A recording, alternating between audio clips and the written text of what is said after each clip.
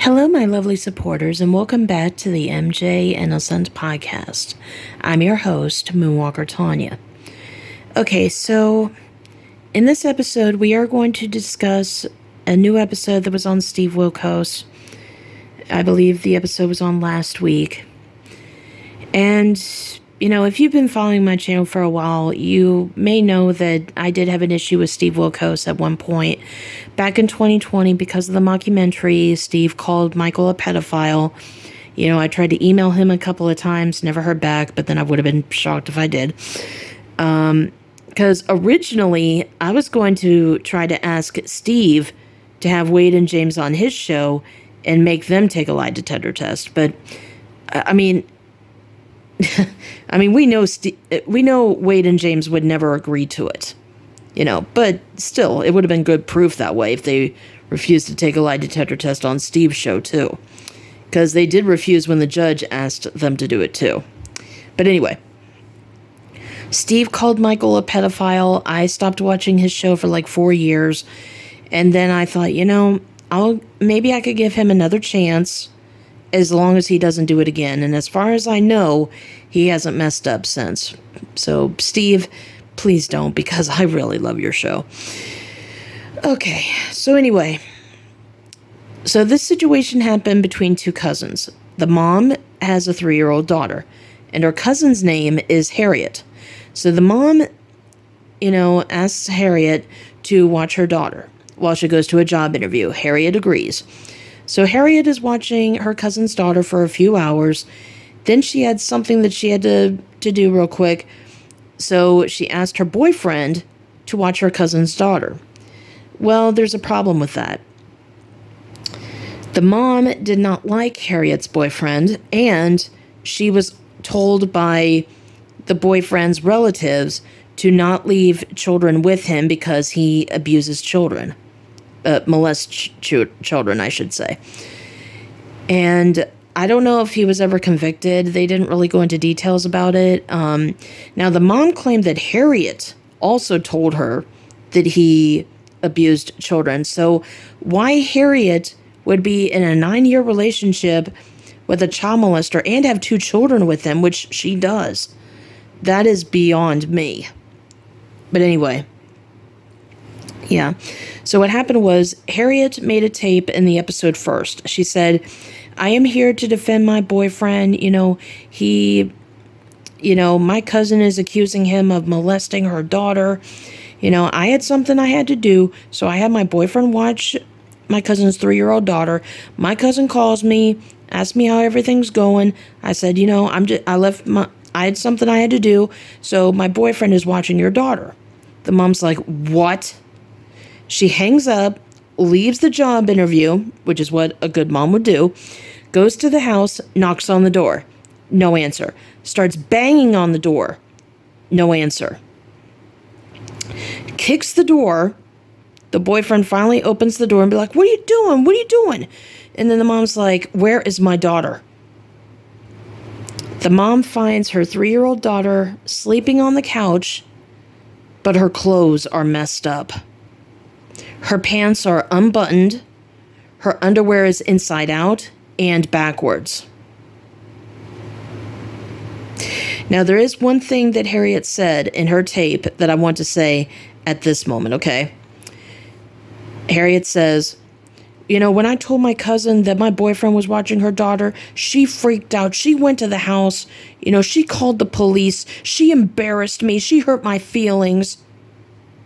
I'm like, you're kidding, right? You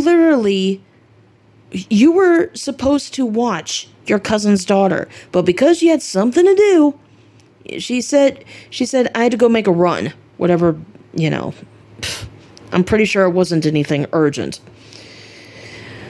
But then you had your boyfriend, who your cousin did not trust, watch her daughter, sorry.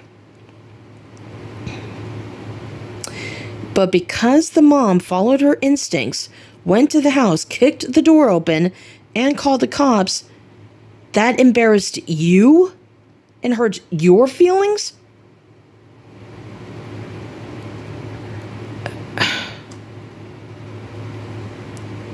Trust me, guys, like, I was beyond shocked when I heard her say that.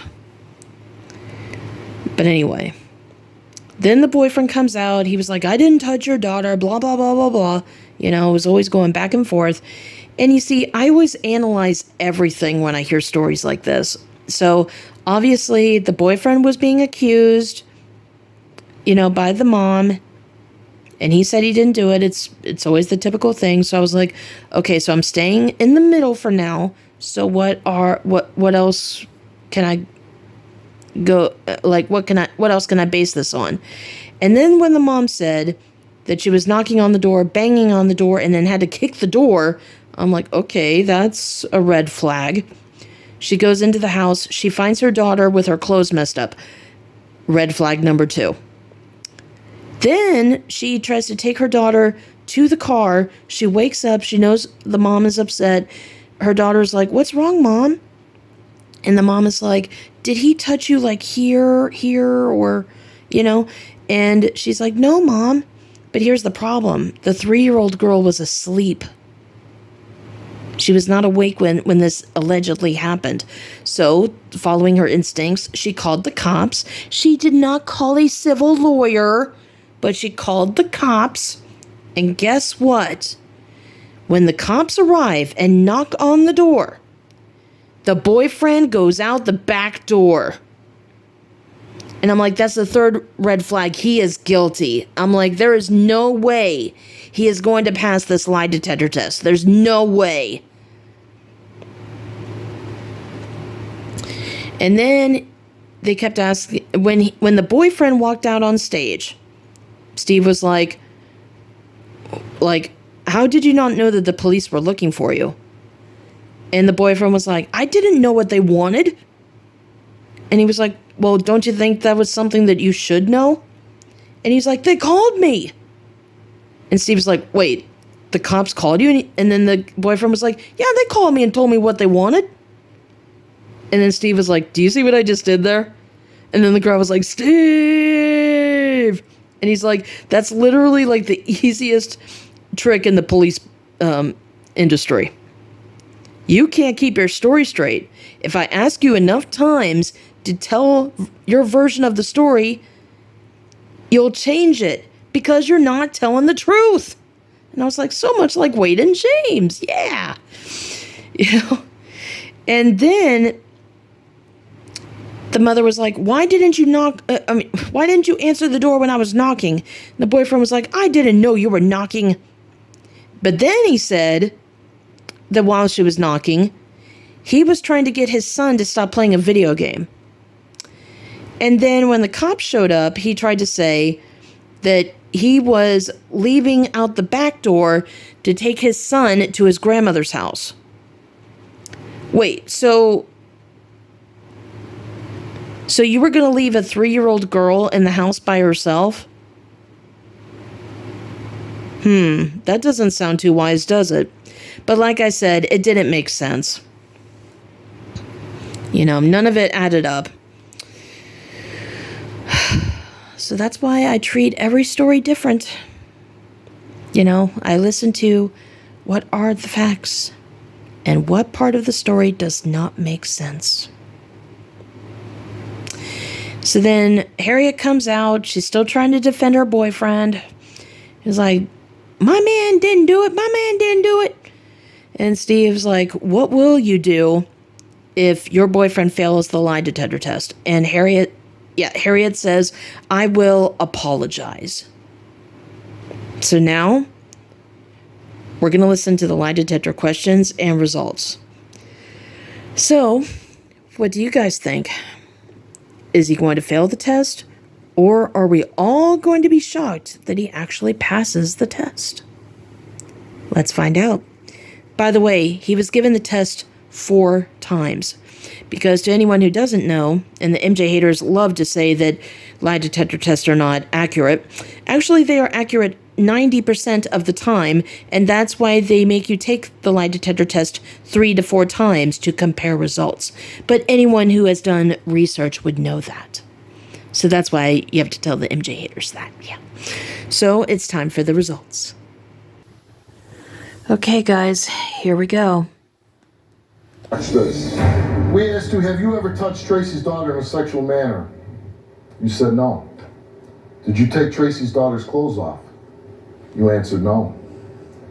Did you take Tracy's daughter's clothes off because you wanted to touch her in a sexual manner? Okay, so this is Harriet's boyfriend, the one who's being accused. And the woman that you just saw right before the boyfriend was on the screen here, that's the mother of the 3-year-old. Harriet is somewhere else. No. And we gave you the test how many times? I think 4 times. You're correct. That's the mother. That question, you told the truth. The rest, you didn't. You failed. He failed. I told you.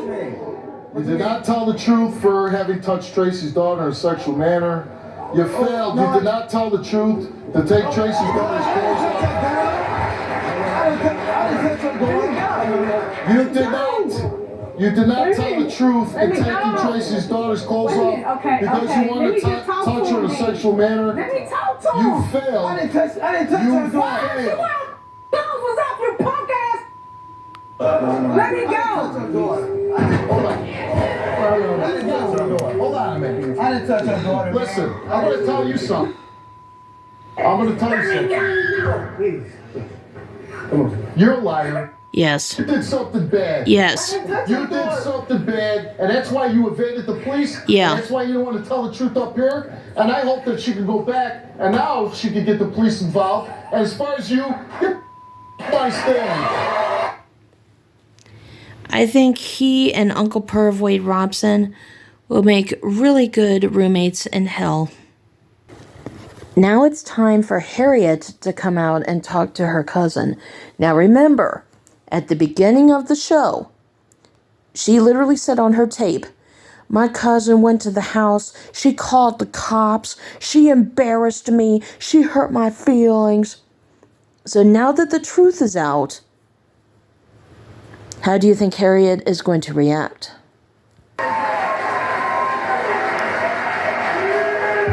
I'm sorry. I'm sorry. You know, my life is over. You don't have to speak to me no more. I'm done. Hold on. I'm done. He done. Harriet. I'm done. I'm Harriet. done. No. Y'all embarrassed me on national TV. That's why I kept saying I didn't want to You're come. going to leave your cousin. You're not the victim here. I don't Your want cousin's the people here. victim. You know what? I feel sick to my stomach. She's like, my life is over. You embarrassed me on national TV. Harriet, this is not about you. Because of you, because of your selfishness, your cousin's daughter is now a survivor of child sexual abuse.